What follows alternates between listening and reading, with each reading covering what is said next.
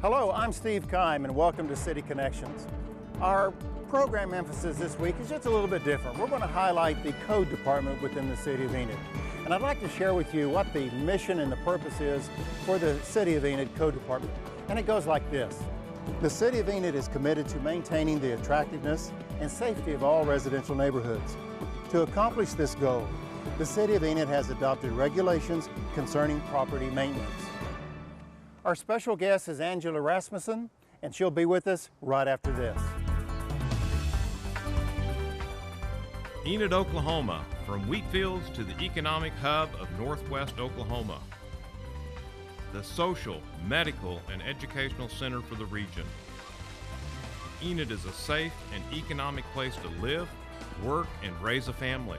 A city with an entrepreneurial spirit.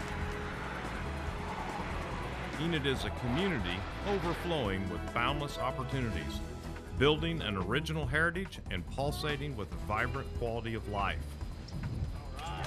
Now join Steve Kime as he brings another exciting edition of City Connections.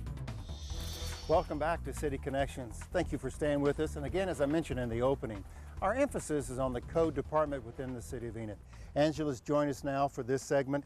And Angela, just tell us a little bit about your background and then your involvement with the code department for the City of Enid. Okay. I grew up in Enid. I was born and raised here, and I moved away and lived away for about 20 years and decided to come back home.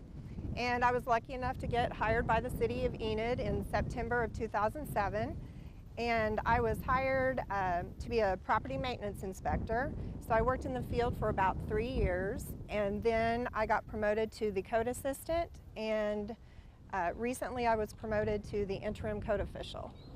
See you later. Everybody has probably a different understanding of what the code department, what their purpose in life is. Can you share with us the number of staff members that you have and the roles that make up the code department? Sure. We have a building inspector, a plumbing and mechanical inspector, an electrical inspector. We currently have 3 property inspectors. We usually have 4, but the 4th one was recently promoted to the interim code assistant position. And with that said, let's take a few moments to meet the staff that Angela has at the code department at the City of Enid. Hi, I'm Vanessa Burkhart. I've been employed with the City of Enid for almost 11 years. I've been working in the code department for 3 now. I was hired as a property inspector, and I am now working as an interim code assistant. Hi, my name is Frank Haling. I've been with the city for 27 years. I'm a property inspector in the code department. My name is Chad Capra.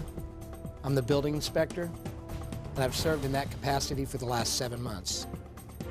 Hi, my name is Christopher Prince. I'm the electrical inspector for the City of Enid. I work in the code department. I've been with the code department now for 2 months. My name is Don Durrell. I work in the code office. I've been here 18 years. I'm a plumbing inspector, mechanical inspector, and residential building inspector for the city. My name is Jay Graves. I have been employed by the City of Enid for 32 years now. I am currently a property inspector for code enforcement. My name is Stan Locke. I've been working for the City of Enid for over 3 years. I work for the code department as a property inspector. Well, we've met the staff at the code department, and Angela, I know that you're really proud of your great team, and they do a lot of great work, and they're very busy every particular day. And it's my understanding in the code department, you kind of have 2 compartments or components. You have kind of the new inspection or the building and the permitting aspect, but also a real key component is the property inspection. And what can you tell us about that? What areas, or when we say property inspection, are we talking high grass? Are we talking the color of the house? What are we actually visiting about? Well, we're not talking about the color of the house, but we are talking about anything that affects the health, safety, and welfare of the public and the community.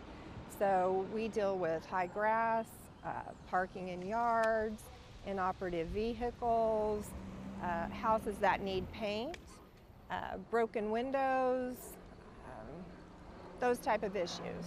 The main reason for all of these regulations, as I said in the opening, is for beautification, it's for safety, it's for cleanliness. I mean, it's to make our community a great community. It's not to have rules just to have rules, but the guidelines are in place so that we have a safe neighborhood, right? It helps with the safety issue, and it also helps eliminate the blighting influence that a lot of properties, when you have the trash and the debris outside, it creates a blighting influence in the neighborhood, which brings down property values, and it also increases crime and that type of activity. You know, it's interesting, as we were doing this segment, we had a citizen drive by in a truck and stopped and say, hey, can you help us clean up our neighborhood? So you know it's a concern for just the area, even if you're driving by, that people really want their areas to look nice. They do. People care about their property, they work hard for their homes, and they want to live in a neighborhood that's clean and safe, and all the properties are maintained in a adequate fashion. We're going to continue our discussion here on City Connections with Angela. We're going to move to a different location, and we're going to talk a little bit further about property maintenance. Thank you for staying with us. We'll be back right after this.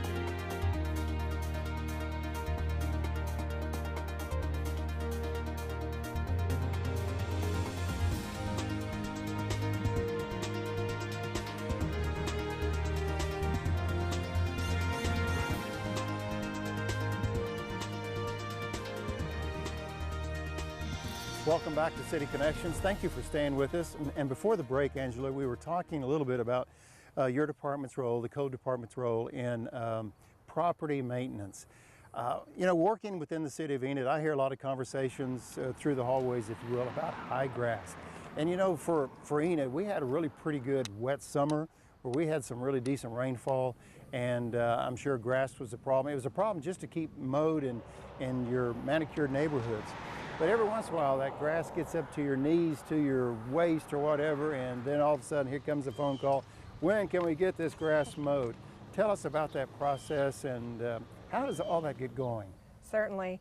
Well, we definitely had a busy high grass and weed season. That usually runs from about the middle of March to end of September, first part of October. And what we do, we'll either see it when our property inspectors are out in their areas that they work, or we'll get a phone call from a concerned citizen, and we go out and we see if there is a violation. And high grass and weeds is considered anything over 12 inches tall. And if an inspector sees that, they'll post a sign in the ground. It's a bright orange sign so that you know that we've been there, and it tells you how many days you have to correct the violation. Then they go back to the office and they will send a notice to the property owner that they have 10 days to mow the property, or we will come and mow that property. And we give them the details of that, how much it will cost them. We pay the contractor who goes out and mows, and we also charge an administrative fee, because the city doesn't want to be responsible for mowing individuals' properties, so that's why we include an administrative fee with the contractor's fee. Well, I know that's a popular topic, and I think people are anxious that when they see at least a sign on high grass, they go, oh, okay, we're closer to getting that cleaned up. But it does take a while, and we need to assure people that it is a process. It may not go as quickly as we want, but there is a process in place. Let's talk a little bit about like the property that's behind us. And I realize part of the component, again, is this property maintenance. And you need to make sure that in your home, there's no open doors, there's no holes in the roof. I mean, you don't want animals, you don't want raccoons living in your third bedroom or anything like that. You really need to have that property maintenance. This particular home is going to be demolished in a matter of days. How does it get to this point right here? We have these notices and all on the property. How does it get here? Well, there's a variety of reasons that a house winds up in the condition like this one. What our department does is we have to determine whether the house is a safety hazard to the public. And when we come upon a house in this type of condition, what our inspectors do is they will come back and they file some notices at the county. It's called a notice of hearing. and that gives the property owner a chance to come into our department and we hold a hearing on what we need to do about this property. So it should be noted that there's a very deliberate effort to attempt to reach that homeowner. There is. Our city ordinance mimics what the state ordinance says you need to do in regards to dilapidated structures. And there's a series of hearings, and then you make a final determination. And once we determine that it does need to be demolished, that owner has 30 days to either demolish it themselves or come into our department and tell us what they're going to do to fix it. And we go from there. That's very beneficial information. Our emphasis this week on City Connections is the Code Department within the City of Enid. We're going to move to another location, and we'll be back right after this.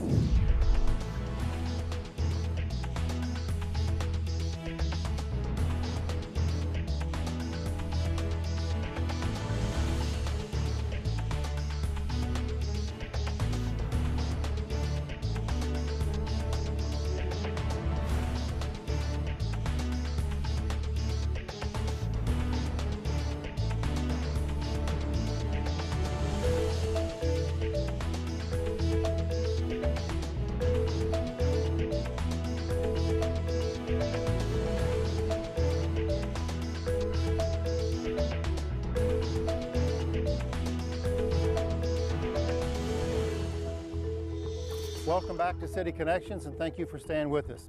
The emphasis on our program this week, as I mentioned, is Code Department. Angela, can you kind of just share with us what a typical day looks like within the Code Department in the City of Enid? Sure. Typical day is very busy. On any given week, the code staff manages between 500 to 700 phone calls. We've issued 1,043 permits since the beginning of January. And with each of those permits, our building inspectors have to come out and at least do one field inspection. So we've done a minimum of 1,000 field inspections for those permits. And with the property inspectors, they've done about 4,500 cases this year. It's really amazing. Now we're standing in the neighborhood across the street. There's a couple lots that have been cleared. There's a sign there with the permit to build a home. We've got new construction going on here. Now tell us the responsibility again of the Code Department and say new construction like this. Well, on a property like this, we've issued the permit and you can tell they've done the foundation. We've come out and done those inspections, and we have other building inspections, electrical inspections, and plumbing inspections that we'll do on houses like this. Typically we'll be out here probably a minimum of 10 to 12 times on a new construction home like this. And that's amazing to know with the limited staff, this one individual or a group of individuals at least coming in a dozen times to a particular property. Angela, let me ask you this in closing our program. Is there any, misconceptions or anything about the Code Department? Well, people tend to sometimes look at us as the bad guys, and I think that's maybe the #1 misconception. We're here to help the community. We're here for the health, safety, and welfare of our citizens. We want to make sure that buildings are constructed safely so that when a new homeowner purchases a home, they know they're getting a quality product. We also, like we discussed before, have the property inspectors that go around and take care of the property nuisances so that our neighborhoods stay safe and beautiful for our community. Angela, thank you for spending time with us on City Connections. You guys do a great job. Every time I'm down in your department, there's either someone in the community coming into your department to get some information, or your staff is going out doing some work. So great job, and thanks for being with us on City Connections. Thank you, Steve. We'll have our closing thoughts right after this.